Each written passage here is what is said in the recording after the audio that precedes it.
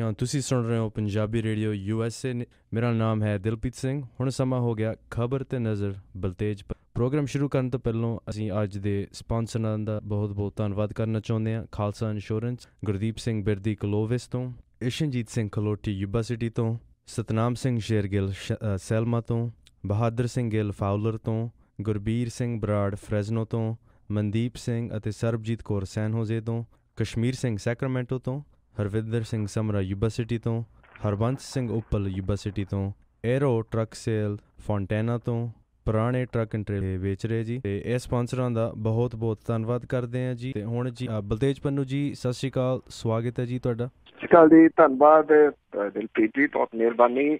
ਔਰ ਝਾਤ ਪਾਉਂਦੇ ਹਾਂ ਜੀ ਪੰਜਾਬ ਭਾਰਤ ਦੇ ਵਿੱਚ ਜੋ ਕੁਛ ਹੋ ਰਿਹਾ ਪਿਛਲੇ 24 ਘੰਟਿਆਂ ਦੇ ਦੌਰਾਨ ਦਾ ਹੋਣ ਵਾਲਾ ਹੈ ਕੁਛ ਜੀ। ਮੈਂ ਸਟਾਰਟਿੰਗ ਥੋੜੀ ਜਿਹੀ ਮਾਫੀ ਮੰਗ ਲਵਾਂ ਕਿ ਫਲੂ ਦੀ ਵਜ੍ਹਾ ਕਰਕੇ ਮੇਰਾ ਗੱਲ ਕਾਫੀ ਖਰਾਬ ਹੈ, ਦੇ ਵਿੱਚੋਂ ਮੈਨੂੰ ਕਿਤੇ ਰੁਕਣਾ ਪੈ ਗਿਆ। ਤਾਂ ਸ਼ੁਰੂ ਕਰਦੇ ਆ ਜੀ। ਜਿਹੜੀ SIT ਬਣਾਈ ਸੀਗੀ ਪੰਚਕੂਲਾ ਦੇ ਵਿੱਚ ਜੋ ਕੁਛ ਘਟਨਾਵਾਂ ਵਾਪਰੀਆਂ ਸੀ, ਜਿਹੜੀ ਹਿੰਸਾ ਹੋਈ ਸੀਗੀ, ਗੁਰਮੀਤ ਰਾਮ ਰਹੀਮ ਨੂੰ ਦੋਸ਼ੀ ਠਹਿਰਾਉਣ ਤੋਂ ਬਾਅਦ ਜਿਹੜੀ ਅਗਜ਼ਨੀ ਵਗੈਰਾ ਹੋਈ, ਉਹਦੇ ਵਿੱਚ ਗ੍ਰਿਫਤਾਰੀਆਂ ਲਗਾਤਾਰ ਜਿਹੜੀਆਂ ਉਹ ਜਾਰੀ ਨੇ। ਔਰ ਜਿਹੜੀ SIT ਹੈ ਉਹਨੇ 4 ਹੋਰ ਲੋਕਾਂ ਨੂੰ ਵੱਖ-ਵੱਖ ਥਾਵਾਂ ਤੋਂ ਗ੍ਰਿਫਤਾਰ ਕੀਤਾ, ਜਿਨ੍ਹਾਂ ਦੇ ਉੱਤੇ ਉਕਸਾਉਣ ਦਾ ਜਿਹੜਾ ਜੀ ਉਹ ਦੋਸ਼ ਹੈ। ਔਰ ਇਹਨਾਂ ਦੇ ਵਿੱਚੋਂ ਪ੍ਰਕਾਸ਼ ਜਿਹੜਾ ਉਰਫ ਵਿੱਕੀ, ਇਹਨੂੰ ਜਿਹੜਾ ਬਠਿੰਡਾ ਦਾ ਰਹਿਣ ਵਾਲਾ ਜੀ, ਇਹਨੂੰ ਮੋਹਾਲੀ ਤੋਂ, ਪ੍ਰਦੀਪ ਗੋਇਲ ਨੂੰ ਉਦੈਪੁਰ ਰਾਜਸਥਾਨ ਤੋਂ, ਤੇ ਪੰਕਜ ਤੇ ਜਿਹੜਾ ਇਹਦਾ ਸਾਥੀ ਸੀਗਾ ਸੁਸ਼ੀਲ, ਇਹਨਾਂ ਦੋਨਾਂ ਨੂੰ ਅੰਬਾਲੇ ਤੋਂ ਜਿਹੜਾ ਜੀ ਉਹ ਗ੍ਰਿਫਤਾਰ ਕੀਤਾ ਗਿਆ। 5ਵਾਂ ਮੁਲਜ਼ਮ ਜਿਹੜਾ ਵਿਜੇ ਨੂੰ ਪਿੰਜੌਰ ਤੋਂ ਕਾਬੂ ਕੀਤਾ ਗਿਆ। 2 ਜਿਹੜੇ ਮੁਲਜ਼ਮ ਉਹ ਪਹਿਲਾਂ ਹੀ ਪੁਲਿਸ ਦੀ ਗ੍ਰਿਫਤ ਦੇ ਵਿੱਚ ਨੇ। ਜਾਂਚ ਟੀਮ ਨੇ ਮੁਲਜ਼ਮਾਂ ਨੂੰ ਜਿਹੜਾ ਅਦਾਲਤ ਦੇ ਵਿੱਚ ਪੇਸ਼ ਕਰਕੇ ਇਹਨਾਂ ਨੂੰ 5 ਦਿਨ ਦਾ ਪੁਲਿਸ ਰਿਮਾਂਡ ਇਹਨਾਂ ਦਾ ਜਿਹੜਾ ਜੀ ਉਹ ਲਿਆ। ਇਹਨਾਂ ਦੇ ਵਿੱਚ ਇੱਕ ਜਿਹੜਾ ਵਿਅਕਤੀ ਆ ਉਹ ਅਦਿੱਤਿਆ ਇੰਸਾ ਦਾ ਸਾਲਾ ਹੈ, ਪ੍ਰਕਾਸ਼, ਇਹਨੂੰ ਮੋਹਾਲੀ ਤੋਂ, ਤੇ ਵਿਜੇ ਸ਼ਰਮਾ ਨੂੰ ਪਿੰਜੌਰ ਤੋਂ ਜਿਹੜਾ ਜੀ ਉਹ ਗ੍ਰਿਫਤਾਰ ਕੀਤਾ। ਜਿਹੜਾ ਰਾਜਸਥਾਨ ਦੇ ਡੇਰੇ ਨੇ, ਇਹਨਾਂ ਬਹੁਤਿਆਂ ਦਾ ਪ੍ਰਬੰਧਕ ਹੈ ਜੀ ਜਿਹੜਾ ਪ੍ਰਦੀਪ ਗੋਇਲ, ਗ੍ਰਿਫਤਾਰ ਕੀਤਾ ਗਿਆ। ਇਹ ਵੀ ਕਿਹਾ ਜਾ ਰਿਹਾ ਹੈ ਕਿ ਪ੍ਰਦੀਪ ਗੋਇਲ ਉਸ ਅਹਿਮ ਸਾਜ਼ਿਸ਼ ਦੇ ਵਿੱਚ ਸ਼ਾਮਿਲ ਸੀਗਾ ਜਿਹਦੇ ਵਿੱਚ ਗੁਰਮੀਤ ਰਾਮ ਰਹੀਮ ਨੂੰ ਜਦੋਂ ਦੋਸ਼ੀ ਠਹਿਰਾਇਆ ਗਿਆ, ਉਦੋਂ ਬਾਅਦ ਇਹਨਾਂ ਨੇ ਭਜਾ ਕੇ ਲਿਜਾਣਾ ਸੀਗਾ ਜੀ ਮਾਫ ਕਰਨਾ। ਔਰ ਇਹਦਾ ਖੁਲਾਸਾ ਵੀ ਉਹਨੇ ਕੀਤਾ ਕਿ ਉਹਨੂੰ ਇੱਥੋਂ ਜਿਹੜਾ ਜੀ ਦੂਜੇ ਸੂਬੇ ਦੇ ਵਿੱਚ ਲੈ ਜਾਣਾ ਸੀਗਾ, ਜਿੱਥੇ ਕਿ ਇਹਨੂੰ ਰੱਖਿਆ ਜਾ ਸਕਦਾ ਜੀ। ਪਤਾ ਨਹੀਂ ਇਹ ਜਿਹੜੀ ਸਾਰੀ ਕਿਵੇਂ ਇਹ ਨੇਪਰੇ ਚਾੜਨ ਦੀ ਜਿਹੜਾ ਉਹ ਸੋਚ ਰਹੇ ਸਨ ਕਿ ਪੋਸੀਬਲ ਜਿਹੜਾ ਉਹ ਕਿਵੇਂ ਹੋ ਜਾਂਦਾ, ਪਰ ਇਹਨਾਂ ਨੇ ਟਰਾਈ ਜਿਹੜੀ। ਔਰ ਇਹ ਗ੍ਰਿਫਤਾਰੀਆਂ ਜਿਹੜੀਆਂ ਦੀ ਇਹ ਕੱਲ ਕੀਤੇ ਨੇ ਪੁਲਿਸ ਦੇ ਵੱਲੋਂ ਵੱਖ-ਵੱਖ ਥਾਵਾਂ ਦੇ ਤੋਂ। ਇਸ ਵੇਲੇ ਫਿਰ ਇੱਕ ਵਾਰੀ ਜਿਹੜੀ ਚਰਚਿਤ ਹੋ ਰਹੀ ਆ ਉਹ ਗੁਰਦਾਸਪੁਰ ਦੀ ਜ਼ਿਮਨੀ ਚੋਣ ਹੈ। ਵਿਨੋਦ ਖੰਨਾ ਦੀ ਮੌਤ ਤੋਂ ਬਾਅਦ ਇਹ ਜ਼ਿਮਨੀ ਚੋਣ ਹੈ ਇੱਥੇ ਗੁਰਦਾਸਪੁਰ ਵਿੱਚ ਹੋ ਰਹੀ ਆ। ਪਾਰਟੀਆਂ ਦਾ ਤਾਂ ਵਕਾਰ ਜਿਹੜਾ ਉਹ ਦਾਅ ਦੇ ਉੱਤੇ ਲੱਗਿਆ ਹੀ ਹੋਇਆ, ਜਿਹੜੇ ਪੰਜਾਬ ਦੀ ਲੀਡਰਸ਼ਿਪ ਹੈ ਉਹਦਾ ਵੀ ਵਕਾਰ ਜਿਹੜਾ ਉਹ ਦਾਅ ਦੇ ਉੱਤੇ ਲੱਗਿਆ ਹੋਇਆ। ਇਹਦੇ ਵਿੱਚ ਉਮੀਦਵਾਰ ਐਲਾਨਣ ਦੇ ਵਿੱਚ ਆਮ ਆਦਮੀ ਪਾਰਟੀ ਨੇ ਜਿਹੜੀ ਆ ਉਹ ਪਹਿਲ ਕੀਤੀ ਆ। ਉਹਨਾਂ ਦੇ ਇੱਕ ਸਾਬਕਾ ਫੌਜੀ ਜਿਹੜੇ ਨੇ ਮੇਜਰ ਜਨਰਲ ਰਿਟਾਇਰ ਨੇ ਸੁਰੇਸ਼ ਖਜੂਰੀਆ, ਮੈਂ ਇੱਕ ਦਿਨ ਪਹਿਲਾਂ ਵੀ ਇਸ਼ਾਰਾ ਕੀਤਾ ਸੀ ਕਿ ਉਹਨਾਂ ਨੂੰ ਟਿਕਟ ਜਿਹੜੀ ਮਿਲ ਸਕਦੀ ਹੈ, ਸੋ ਉਹਨਾਂ ਦੇ ਨਾਂ ਦੇ ਉੱਤੇ ਸਹੀ ਜਿਹੜੀ ਆ ਜੀ ਉਹ ਪਾ ਦਿੱਤੀ ਗਈ ਆ। ਸੁਰੇਸ਼ ਖਜੂਰੀਆ ਜਿਹੜੇ ਨੇ ਉਹ ਆਮ ਆਦਮੀ ਪਾਰਟੀ ਦੇ ਉਮੀਦਵਾਰ ਹੋਣਗੇ। ਮਾਫ ਕਰਨਾ, ਇਹ ਥੋੜਾ ਜਿਹਾ ਦਬਾਓ ਜਿਹੜਾ ਜੀ ਉਹ ਬਾਕੀ ਸਿਆਸੀਆਂ ਦੇ ਉੱਤੇ ਹੁਣ ਪਊਗਾ।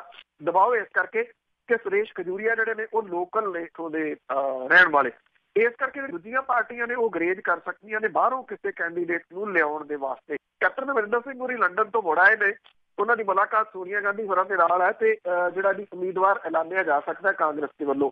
ਇਹ ਵੀ ਕਿਹਾ ਜਾ ਰਿਹਾ ਜੀ ਕਿ ਸੁਨੀਲ ਜਾਖੜ ਹੋਰਾਂ ਦੇ ਨਾਂ ਦੇ ਉੱਤੇ ਤਕਰੀਬਨ ਸਹੀ ਪਈ ਹੋਈ ਆ, ਪਰ ਨਾਲ ਦੀ ਨਾਲ ਇਹ ਵੀ ਕਿਹਾ ਜਾ ਰਿਹਾ ਜੀ ਕਿ ਕੋਈ ਚੁੱਪ ਕੀਤਾ ਉਮੀਦਵਾਰ ਵੀ ਇੱਥੋਂ ਕਾਂਗਰਸ ਪਾਰਟੀ ਜਿਹੜੀ ਆ ਜੀ ਉਹ ਉਭਾਰ ਸਕਦੀ ਹੈ, ਜਿਹੜਾ ਕਿ ਉਹਦਾ ਲੋਕਲ ਹੋ। ਵੈਸੇ ਪ੍ਰਤਾਪ ਸਿੰਘ ਬਾਜਵਾ ਹੋਣੀ ਆਪਣੀ ਭਰਜਾਈ ਦੇ ਵਾਸਤੇ ਜਿਹੜਾ ਜੀ ਨਿਰੰਤਰ ਲਾ ਰਹੇ ਨੇ।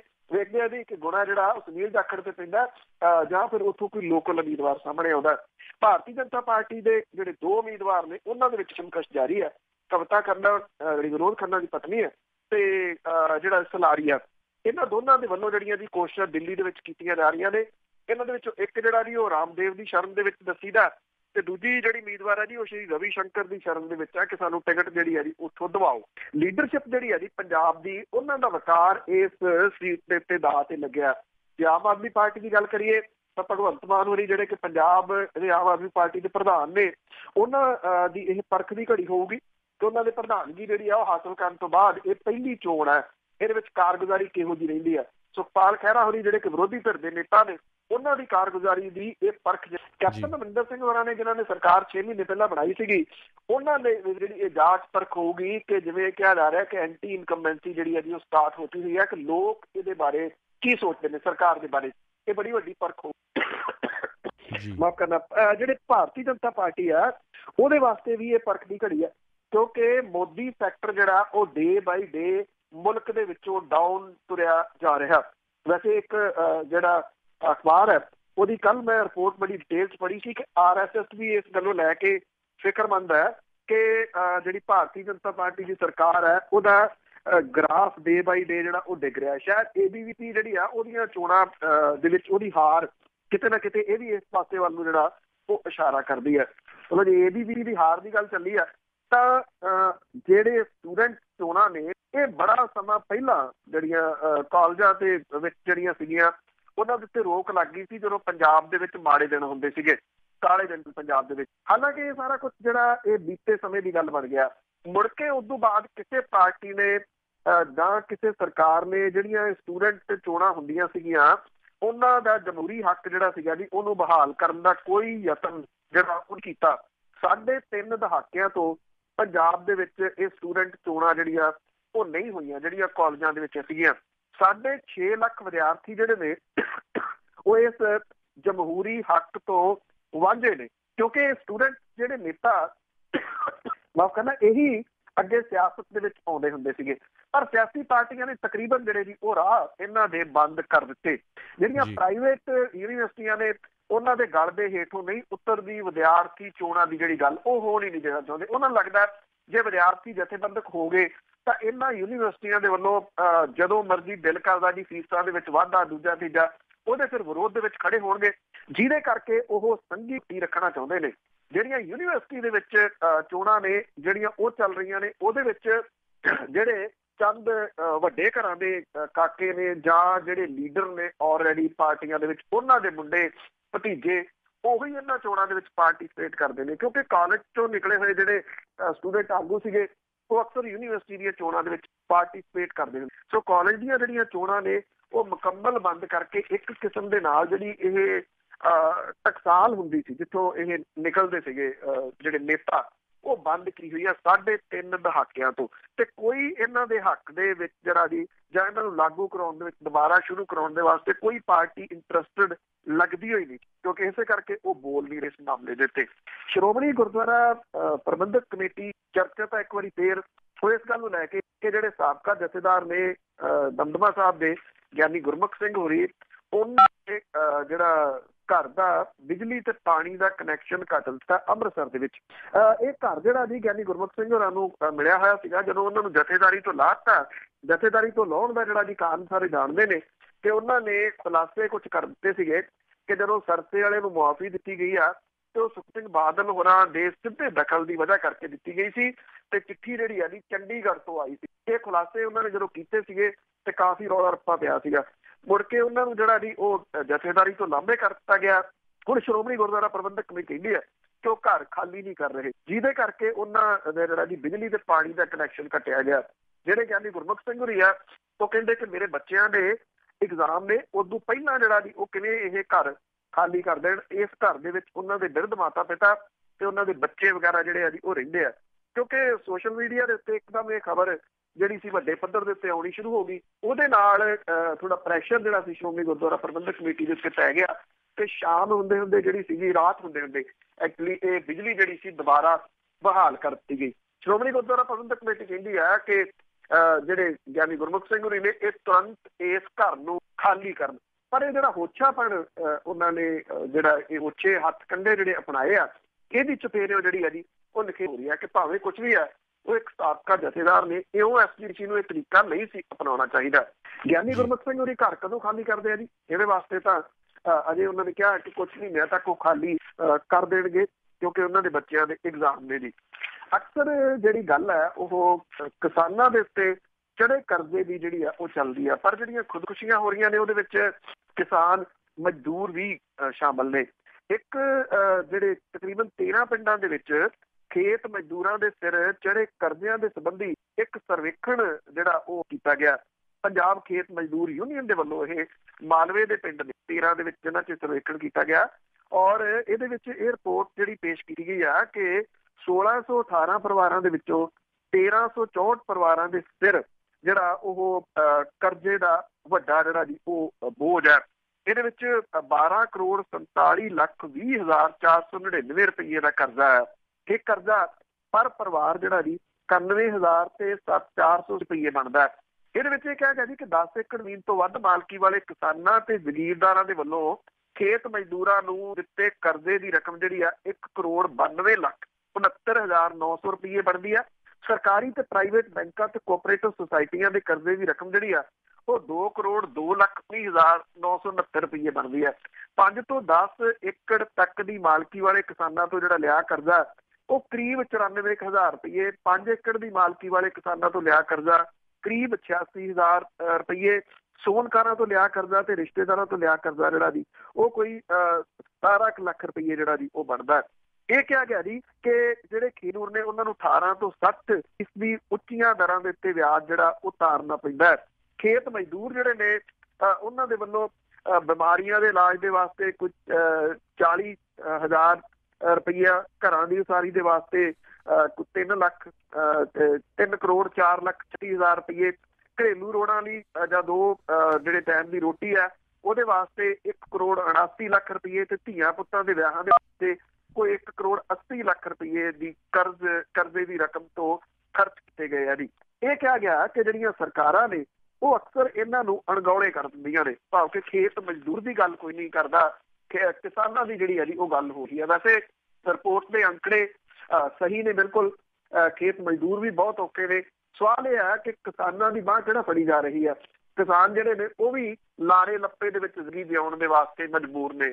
ਜਿਹੜੀ ਮੌਜੂਦਾ ਸਰਕਾਰ ਹੈ, ਜੇ ਅਗਲੀ ਕਿਸਾਨ ਕਰਜ਼ਿਆਂ ਦੀ ਗੱਲ ਕਰੀਏ, ਉਹਨੇ ਚੋਣਾਂ ਤੋਂ ਪਹਿਲਾਂ ਜਿਹੜੀ ਜੀ ਉਹ ਕਿਸਾਨਾਂ ਦੇ ਕਰਜ਼ੇ ਦੇ ਉੱਤੇ ਲੀਕ ਫੇਰਨ ਦੀ ਗੱਲ ਕਰੀ ਸੀਗੀ। ਗੱਲ ਜਿਹੜੀ ਹੈ ਜੀ ਉਹ ਖਜ਼ਾਨੇ ਦੇ ਵਿੱਚ ਪੈਸਾ ਨਾ ਹੋਣ ਕਰਕੇ ਕਿਸੇ ਤੜ ਪੱਤਣ ਲੱਗ ਗਈ।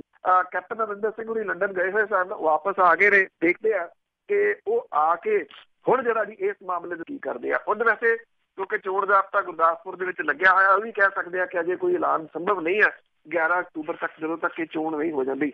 ਪਰ ਜਿਹੜੇ ਕਿਸਾਨਾਂ ਦੀਆਂ ਜਥੇਬੰਦੀਆਂ ਨੇ ਇਹ ਰਲ ਕੇ 7 ਕਿਸਾਨ ਜਥੇਬੰਦੀਆਂ ਮਿਲ ਗਈਆਂ ਨੇ, ਮਿਲ ਕੇ ਇਹਨਾਂ ਨੇ ਪਟਿਆਲੇ ਦੇ ਵਿੱਚ 22 ਸਤੰਬਰ ਤੋਂ ਲੈ ਕੇ 27 ਸਤੰਬਰ ਤੱਕ ਜਿਹੜਾ ਕੈਪਟਨ ਅਮਰਿੰਦਰ ਸਿੰਘ ਹੋਰਾਂ ਦਾ ਘਰ ਆ ਨਿਊ ਮੋਤੀ ਮਹਿਲ, ਇਹਨੂੰ ਘੇਰਨ ਦਾ ਪ੍ਰੋਗਰਾਮ ਜਿਹੜਾ ਜੀ ਉਹ ਉਲੀਕਿਆ।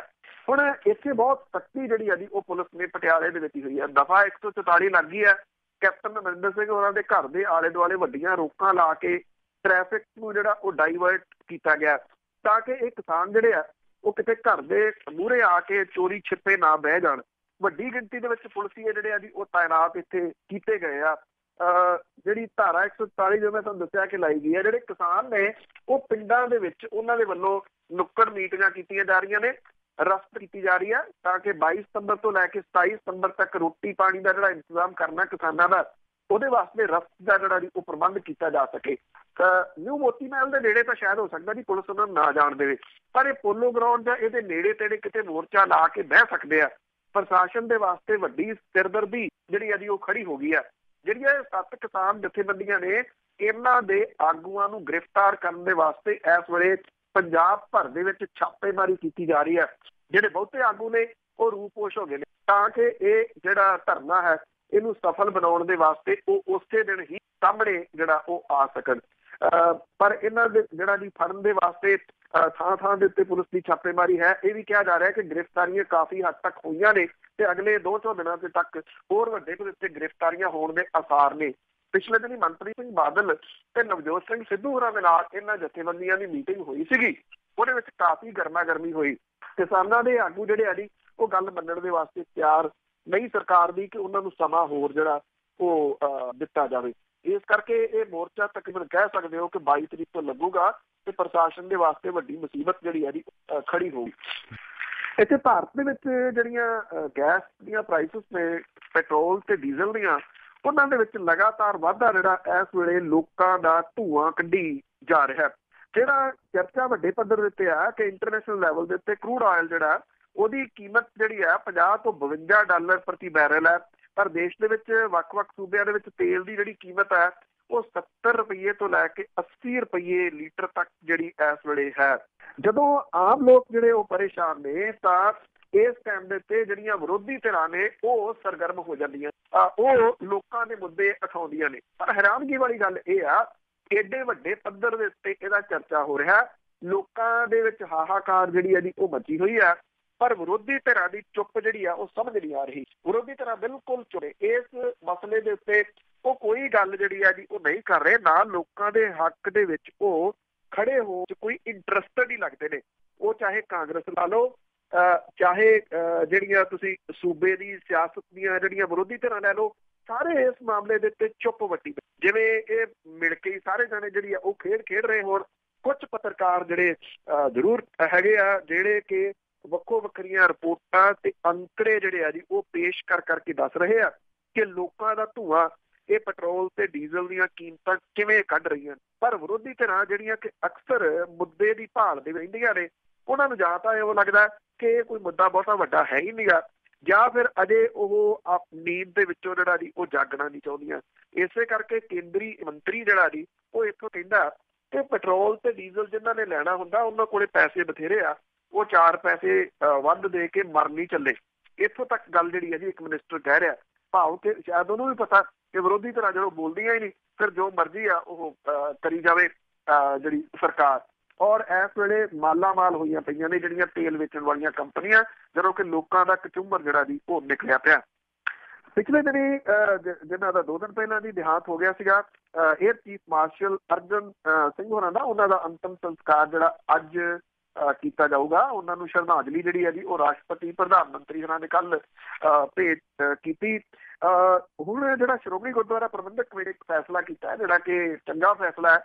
ਉਹਨਾਂ ਨੇ ਇਹ ਗੱਲ ਕਹੀ ਆ ਕਿ ਦਰਬਾਰ ਸਾਹਿਬ ਸਮੂਹ ਦੇ ਅੰਦਰ ਜਿਹੜਾ ਸਿੱਖ ਅਜਾਇਬ ਘਰ ਹੈ ਉਹਦੇ ਵਿੱਚ air chief marshal Arjan Singh ਹੋਰਾਂ ਦੀ ਫੋਟੋ ਜਿਹੜੀ ਹੈ ਜੀ ਉਹ ਲਾਈ ਜਾਊਗੀ।